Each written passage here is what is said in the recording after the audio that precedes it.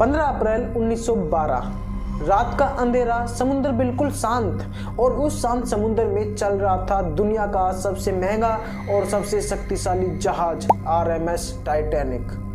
लोग कहते थे कि यह जहाज कभी भी समुद्र में डूब नहीं सकता, लेकिन 2 घंटे 40 मिनट के अंदर ही यह जहाज समुद्र की गहराइयों में समा गया।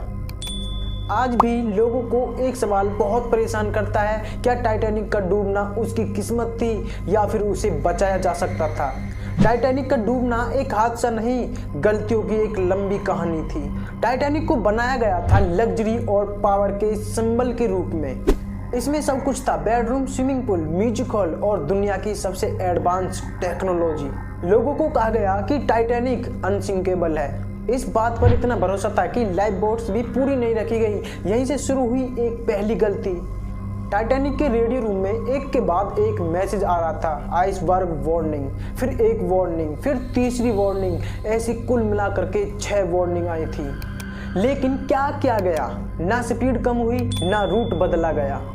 टाइटैनिक उस रात लगभग 22 नॉट्स की स्पीड से चल रहा था। एक्सपर्ट्स मानते हैं अगर टाइटैनिक की स्पीड थोड़ी सी भी कम होती तो इस हादसे को वहीं रोका जा सकता था। और उस रात की सबसे बड़ी गलती ये थी, रात के अंधेरे में अचानक से लुकआउट चिल्लाता है, आइसबर्ग स्ट्रेट अहेड। ऑफिसर तुरंत ऑर्डर देता है, शिप को साइड में मोड़ दो और इसके इंजन को रिवर्स कर दो। सुनने में यह डिसीजन सही लगता है, लेकिन यही सबसे बड़ी गलती थी। मैरीन एक्सपर्ट कहते हैं अगर ये जहाज सीधा आइसबर्ग से टकराता तो इसके 1-2 ही कंपार्टमेंट डैमेज होते, लेकिन साइड से टकराने पर 6 कंपार्टमेंट एक साथ फट गए। टाइटैनिक का डिजाइन सिर्फ 4 कंपार्टमेंट का फ्लूइड होने तक ही सेफ था। इस एक गलत टर्न ने टाइटैनिक की किस्मत लिख दी। लोग कहते हैं टाइटैनिक के वाटर टाइट कंपार्टमेंट उसे बचाने के लिए बनाए गए थे, लेकिन सच पूरा नहीं बताया जाता। कंपार्टमेंट ऊपर से बंद नहीं था। जब एक कंपार्टमेंट में पानी भरा तो धीरे धीरे दूसरे कंपार्टमेंट में भी पानी बहने लगा, बिल्कुल वैसे जैसे एक ट्रे को हल्का सा झुका दो और पानी फैलने लगता है। ये एक डिजाइन फ्लो था जिसे इंजीनियर जानते थे, लेकिन लग्जरी और एडवांस बनाने के चक्कर में इसे इग्नोर कर दिया था।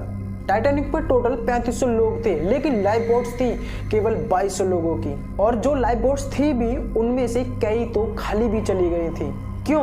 क्योंकि लोगों को लगता था कि टाइटैनिक कभी डूब ही नहीं सकता। कुछ बोट्स में तो 20 या 25 लोग थे और बोट की कैपेसिटी थी 60 लोगों की।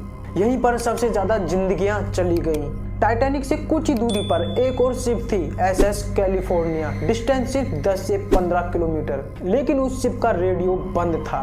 टाइटैनिक ने व्हाइट फ्लेयर छोड़े, लेकिन उन्हें इमरजेंसी नहीं समझा गया। अगर सिर्फ एक ऑफिसर अलर्ट होता तो रेस्क्यू टीम टाइम पर भी आ सकती थी और हजारों लोग बच सकते थे। टाइटैनिक को ना समुद्र ने डुबोया, ना आइसबर्ग ने। टाइटैनिक को डुबोया सिर्फ लोगों के घमंड ने, लापरवाही ने और गलत फैसलों ने। मेरे दोस्तों, जब टेक्नोलॉजी इंसान को पावरफुल होने का घमंड दे देती है तो उसी दिन से तबाही तय हो जाती है। सोचो, अगर स्पीड कम होती, लाइफ बोट्स पूरी होती और सीधा टकराते तो शायद टाइटैनिक आज एक ट्रेजेडी नहीं, एक कहानी होता। टाइटैनिक हमें सिर्फ यही सिखाता है कि गलती छोटी हो सकती है, लेकिन उसका अंजाम बहुत बड़ा होता है। अगर आपको वीडियो सोचने के लिए मजबूर कर दे तो इस वीडियो को लाइक जरूर करिए और कमेंट में बताइए टाइटैनिक के पास कौन सा जहाज था जिसकी मदद से टाइटैनिक आज बच भी सकता था। मैं हूं कृष्णा राठौर, मिलते हैं नेक्स्ट वीडियो में एक और सच के साथ। तब तक के लिए जय हिंद, जय भारत।